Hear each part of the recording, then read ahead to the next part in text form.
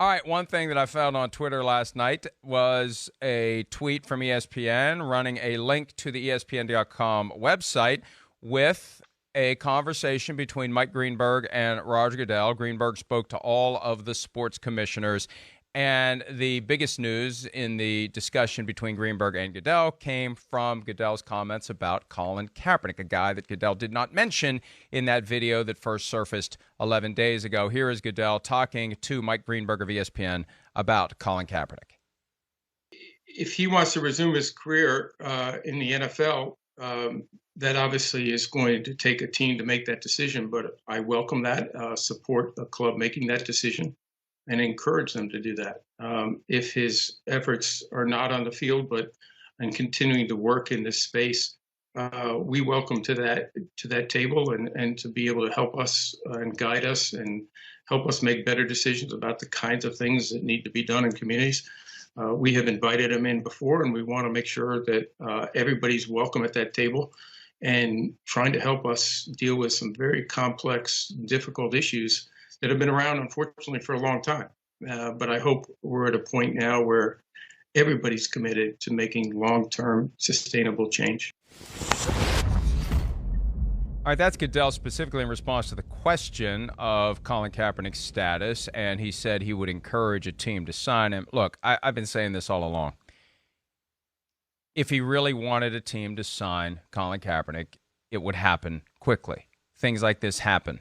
Things happen behind the scenes. Deals get done. Now, look, they would have to maybe give something up. They'd maybe have to give a Super Bowl to a city, maybe have to close the deal that way, give a draft to a city, come up with something else. You know, in a sports league, every team always wants something. There's always something that the league office can give out on a discretionary basis. So the teams try to get in position for things they want. Okay, you want something, we want something. And the question is whether and to what extent the commissioner is willing to use the employment of Colin Kaepernick as a bargaining chip in this tit-for-tat, quid pro quo stuff that happens all the time between league offices and the teams. And if they really wanted to get it done, they get it done. It's a phone call or two, maybe three. You get it done. You find a team to take him.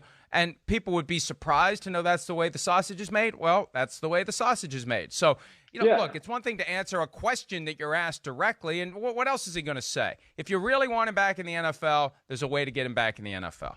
Well, yeah, I agree with you, Mike. And that's why, first off, you're awesome. You've been banging the drum about this the whole time. And, I actually I refer back to something you kind of talked about this weekend. I think it was on ProFootballTalk.com, Mike, where I just found it interesting. And I thought, nonetheless, like to your point, you would think the NFL could get on a group phone call with all the owners and say, hey, we got to figure out where we're going to get Colin Kaepernick. This is good for the players in our league. It's good for our league in general. It's good for society. And it's certainly good for the African-American society and culture and everything that's going on in the world right now. So it's a good move. But what I'm amazed at, and bringing it back to what I read over the weekend, I think it was the weekend, Mike. Damn, I read so many articles and stuff now I can't even remember. Why doesn't anybody want to be Branch Rickey? That's what I don't get. Doesn't somebody want to be that guy, that beacon of, hey, I made the right move, even though society was scared to do this, and I've done it. And you go into the laurels of history forever, just like Branch Rickey did, and they made a movie about him, and, they made him to look to be a good guy and whatever else. I just would think from that standpoint, let alone, Mike, like you've said a million times, the business standpoint, I think there's going to be a lot of positives there too, especially to teams that, okay, are in cities that we feel like a fan base could wrap their heads and around the Colin Kaepernick signing maybe more than others. I would think it would be good for business. So I'm just surprised an NFL owner hasn't kind of dabbled in this by themselves already without needing the league push or guys like us pushing them to do it.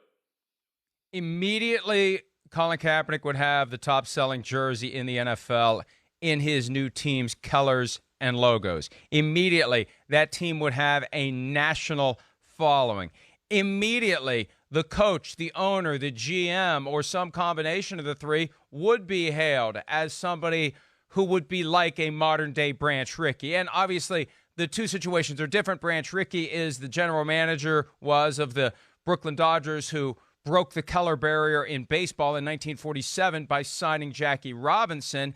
But this is the similar idea. It's a big moment. Figure. Right. And who's going to rise above it? Who's going to say to that percentage of the fan base, however big or small it may be, and I think it's smaller than the NFL realizes, and also you're taking on the president if you embrace Colin Kaepernick, who's going to be the one to do that and say, hey, if you don't like it, that's your problem. Kind of the Baker Mayfield attitude. We read yesterday Baker Mayfield's Instagram message to anyone that would have an issue with his decision to kneel during the national anthem. He said, if I lose fans over it, I don't care. And I think the NFL needs to get to the point where they just don't care. They're going to do the right thing. So I, frankly, don't put a lot of stock in what Roger Goodell said to ESPN from the standpoint of it opening some door or breaking some barrier. To me, when I hear the words, when I see the delivery, I just think he answered the question the only way he could. If he wants him back in the NFL, there's an easy way to make it happen. And we mentioned the president, that is one of the things that may be keeping a team from signing Colin Kaepernick. Roger Goodell also told Mike Greenberg that the NFL will continue to focus on our work despite any criticism from the president. But I still feel like at some level there is a hesitation to engage the president in a full-blown back and forth, constant battle on social media or elsewhere. And I just want to see the league get to the point where they just don't care. And the best way to show you don't care is to get Colin Kaepernick on a team.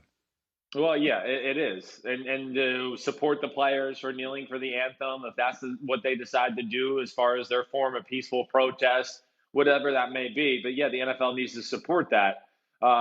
And I mean, again, Donald Trump, he's going to continue. The president's going to continue to stick his nose into this situation. We know that. He's obviously passionate about it. Do I think he's wrong about his feelings and why it's done? Of course I do. I mean, it's really wrong. But I do think the NFL's best course of action at this point is to just stay steadfast and go forward with what we're doing right now. We've seen more progress, and it feels like the NFL and the important decision makers have opened their eyes more here recently than ever before. And I think, as we've talked about, there's real momentum, not only in our country, but in the NFL to get things changed. We've never seen it kind of move this much in this short of a time. And I just think with this one, yes, it does the NFL no good to get in a little fight or a tit for tat fight with, the president. None of that. Ignore it, move on. We feel as the NFL, we're doing the right thing for society, for our players. And sorry, Mr. President, we disagree with you. And that's all there has to be said about the situation. Yeah, I mean, this fear that still seems to be paralyzing the NFL when it comes to taking on the president, when it comes to taking on the percentage of the fan base that still insists that kneeling during the national anthem automatically constitutes disrespect of the flag, the military, the country. No matter how many different people come out and say that's really not what it is, they got to get past that fear. And whether it's in making clear public statements by owners, not the commissioner, that there is support for protest during the anthem, by signing Colin Kaepernick, by changing the Washington name. These are the things that would send the loudest, clearest message that the events of the past 22 days, the cumulative events from the George Floyd murder up to the Rayshard Brooks murder and all the protests and the awakening and the piercing of our bubble that this has caused and the commitment to change and so many people now involved in speaking out and finding ways to assist, to show that the NFL truly gets it and truly has had the same awakening the rest of the country has had, most of the rest of the country has had. Those are the things that need to happen.